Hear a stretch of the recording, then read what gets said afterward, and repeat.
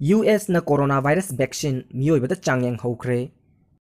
Hojik faubada thengnaba ngamnanaba vaccine leitriba coronavirus ki vaccine yan hanbo oina United States ki Seoul da Meeoibada Changyeng tawba Houkhre haina leibak asigi health department na laukthokhibaga loinana malem pumada laina asi thengnanaba honnariba asida anoba thajaba ama leire.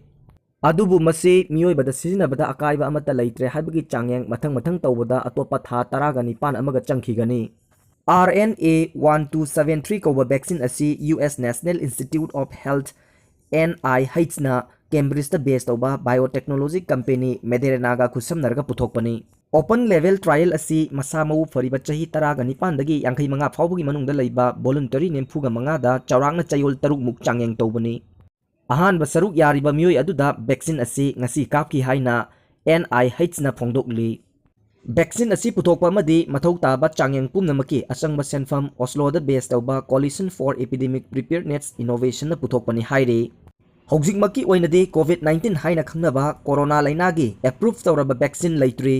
मालेमगी pharmaceutical सिंग अमदी research laboratory सिंगना new corona virus की vaccine पुथोकनबा हिदानरी US दा base तौबा Gilead science ना साबा रेमडेसिविर कौबा एंटीवायरल ट्रीटमेंट अमा एशिया दा क्लिनिकल ट्रायल तौनबा फाइनल स्टेज दा लेरे